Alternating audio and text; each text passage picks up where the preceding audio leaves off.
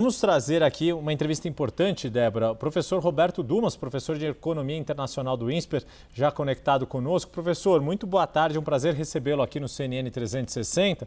Queria ouvi-lo de maneira geral sobre essa primeira expectativa, né, do lado brasileiro aqui, até pela fala do presidente Lula, uma expectativa positiva, embora nos bastidores a gente sabe que existe uma cautela, até por situações como essa que o Caio Junqueira nos traz a informação, da proximidade de Paulo Figueiredo e Eduardo Bolsonaro com integrantes do Departamento de Estado americano. Mas uma série de gestos também vindos de Donald Trump de otimismo em relação à conversa, inclusive ontem, fazendo novamente elogios a Lula e já colocando uma possível pauta desta conversa, que é um incômodo que os Estados Unidos têm com aquela ideia de moeda dos BRICS, que poderia substituir o dólar em determinadas transações internacionais. O senhor acredita que esta pode ser, pela pista que Donald Trump deu ontem, esta de fato pode ser uma das principais questões que os Estados Unidos querem tratar com o Brasil e o quanto o Brasil estaria disposto de fato a tratar deste e de outros assuntos que o senhor considera relevante? Olá, Débora, Yuri, prazer estar com vocês aqui. Veja, eu não estou tão otimista assim, apesar de Trump falar que ele está otimista, porque como o Figueiredo acabou de colocar, a Débora acabou de falar também, Trump sempre quer negociar sabendo o que ele vai ganhar. Então, na reunião, ou seja, na conversa que Lula teve com Trump, Lula falou o seguinte: olha, eu quero que você reduza as minhas tarifas em 40%, tire as tarifas. Não se esqueça que eu tenho um déficit nas contas correntes do balanço de pagamento com você e que também queria que você tirasse a minha lei Magnitsky do pessoal do STF e de alguns membros do governo. Ora, Trump vai falar: tá bom, o que você tem para me oferecer? Não vamos esquecer que os Estados Unidos lançaram a seção 301, que é uma coisa lá da Lei do Comércio de 1974, que permite aos Estados Unidos investigar e retaliar nações contra práticas comerciais injustas. E os Estados Unidos adotou, ou melhor, mencionou que as práticas comerciais injustas do Brasil, um era o PIX. Bom, o PIX não dá para mexer, isso não existe. Tarifas preferenciais injustas. Apesar de nós termos déficit nas contas externas com os Estados Unidos, na média, as nossas tarifas são maiores que a dos Estados Unidos. Então é importante deixar claro isso daí. Interferências em ações anticorrupção. Ora, como é que é isso daí, então? Nós vamos perder a soberania? Nós vamos falar de o quê? Venezuela? Como é que fica? Proteção à propriedade intelectual. Veja, eu morei na China há 4 anos. Chega lá, você vê províncias inteiras dedicadas a comércio com falta de propriedade intelectual. E agora os Estados Unidos está falando da rua 25 de março, ou seja, obviamente está com má vontade. E desmatamento ilegal. É óbvio que Donald Trump não está nem preocupado um pouco com o desmatamento ilegal, ele está preocupado muito mais com o aspecto do agronegócio. Agora, em relação à moeda única, seria de bom tom Mauro Vieira não tocar nesse assunto agora. Porque nenhum país dos BRICS está falando sobre esse negócio de moeda única. Falou: olha, vamos deixar lá para frente, que aliás do que também é um sonho de uma noite de verão. Porque é que nem a gente fala, veja, eu vendo frango para o Irã.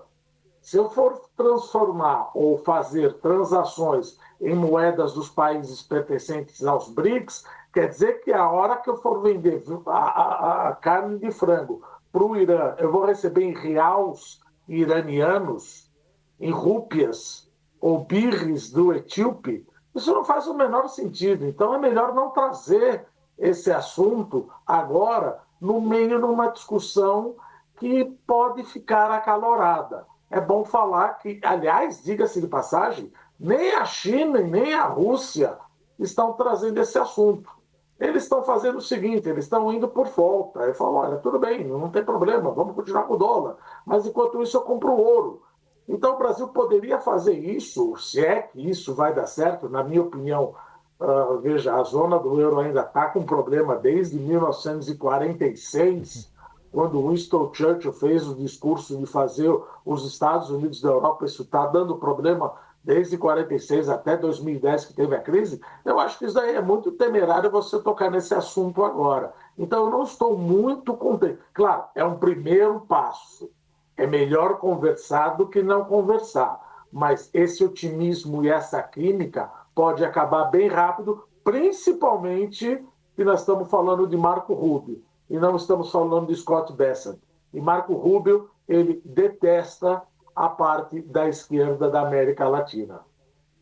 Yuri. Professor, uma boa tarde para o senhor. Estou pegando aqui de Brasília, então vou partir exatamente desse ponto, dessa bola que o senhor levanta para a gente, que é o seguinte: o quanto Marco Rubio pode atrapalhar esse meio de campo, essa conversa, considerando que o presidente Donald Trump se mostrou aberto, né? Tem se mostrado até simpático em relação ao presidente Lula e ele é o chefe. O quanto não ser o Scott Bessent, né, ou não ser algum outra figura, né, importante, outro player ali do governo, o quanto ser Marco Rubio pode de fato atrapalhar as negociações. Não precisava ser Marco Rubio. Vamos combinar. Era melhor que fosse o Scott Bessent. Mas já que é o Marco Rubio, tudo bem. A gente sabe, como você bem colocou, no final das contas, que é o presidente dos Estados Unidos é Donald Trump. Nós estamos com uma química favorável com o Lula. Quem vai tomar a decisão final é ele. Mas depende como vai ser a narrativa de Marco Rubio vai passar para Donald Trump dessa conversa com Mauro Vieira. Ajuda? Não, não ajuda. Prejudica? Prejudica um pouco. Fica meio temerário porque ele já vai com má vontade.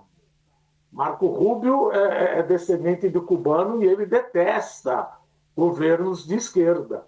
Então ele já vai, justamente ele que sugeriu a Lei Magnitsky. E foi justamente essa Lei Magnitsky que Lula falou, olha, seria importante tirar. Então você está negociando com um cara que falou, vamos levantar a Lei Magnitsky contra os principais membros do STF. É essa pessoa que nós vamos discutir agora. Então, se pudesse escolher, eu escolheria outro. Escolheria o Scott Bessent ou Berger, que fosse lá do United States Trade Representative. Seria muito mais fácil e não sei até que ponto pode prejudicar. Mas que ajudar, certamente, Débora, não ajuda. Professor, pegando de novo algumas dessas pistas que vieram de ontem da conversa que Donald Trump teve com o presidente argentino Javier Milei, não só nas falas do próprio Trump, mas a primeira pergunta que foi feita pelos jornalistas que estavam acompanhando o encontro, ali falando, claro, da Argentina, do quanto o bailout ali, o empréstimo de 20 bilhões de reais, esta ajuda financeira dos Estados Unidos à economia argentina, também era um mecanismo, ou se seria, na visão de Trump, um mecanismo importante para aproximar a Argentina dos Estados Unidos e afastar a Argentina da China. Lembrando que antes de Javier Milei assumir o governo argentino, os chineses tinham uma série de interesses e conseguiram uma série de investimentos e atuação na economia argentina.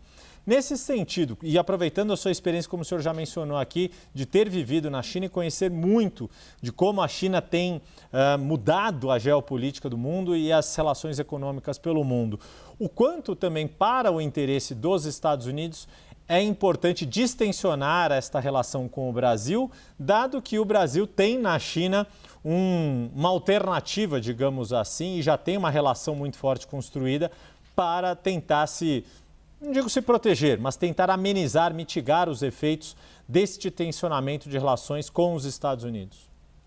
Veja, é interessante o ponto dos Estados Unidos, que ele quer que a Argentina se distancie da China.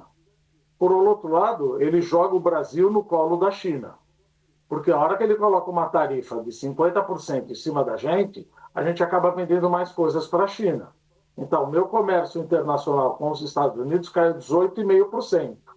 Em agosto de 2025, mas aumentou, se eu não me engano, 23% com a China. Então ele acaba brigando, ou melhor, falando que a Argentina tem que se distanciar da China, por outro lado ele acaba jogando o Brasil no colo da China.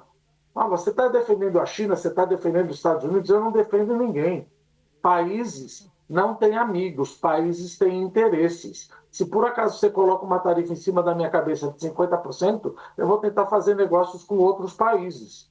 Por isso que também os chineses passaram a comprar mais soja da gente do que dos Estados Unidos. E os americanos colocaram a tarifa, um dos motivos de colocar a tarifa, além das terras raras, aquele todo o problema das terras raras, os chineses agora querem vender para quem, por que você quer e para que você quer usar.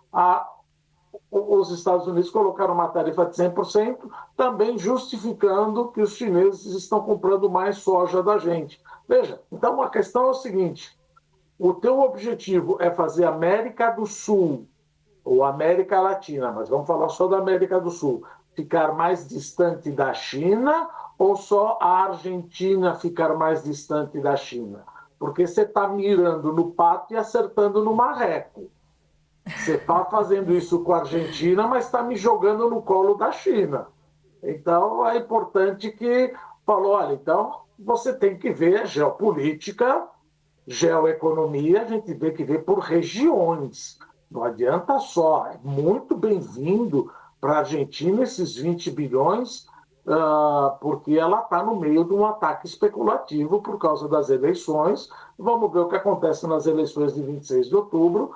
E Trump falou, olha, se você perder as eleições para o legislativo de 26 de outubro, nada feito. Provavelmente volta o peronismo, então vocês que se explodam aí, vocês que se virem. É mais ou menos esse é o recado que Trump deu. Mas aí você acaba colocando de novo no colo da China. Então, Trump, qual é a tua estratégia? Você tem uma estratégia de longo prazo ou você tem palavras de bravatas? Porque isso, apesar de falar, mas é bobagem. Não, isso faz preço, sabe, Yuri? Isso dá volatilidade no câmbio, isso dá volatilidade no preço dos ativos, isso dá volatilidade na bolsa, isso dá volatilidade nas taxas de juros de longo prazo. Então acaba prejudicando. Você não sabe se é uma bravata ou uma estratégia. E a China fala o seguinte, olha, eu não vendo mais terra rara para você. Então você vê que você tem uma bravata de um lado falando uma coisa que, por perdão da palavra, precisa ter pelo menos um maior respeito à liturgia do cargo, não falar tudo o que pensa, do que ter uma estratégia que os chineses têm, a estratégia mais bem definida. Claro, isso também é porque a China é uma ditadura. Então, ela não está preocupada com o que pensa a população ou seus eleitores, porque não vai ter eleitor nenhum na China nos próximos, pelo menos, 50 anos, Yuri. É isso. Nós conversamos aqui com Roberto Dumas, professor de Economia Internacional do INSPER, a quem agradeço demais a participação, professor. E desejo, claro, também, pela data aqui do 15 de outubro, um feliz Dia dos Professores. Muito obrigado, Yuri e Débora. Obrigado.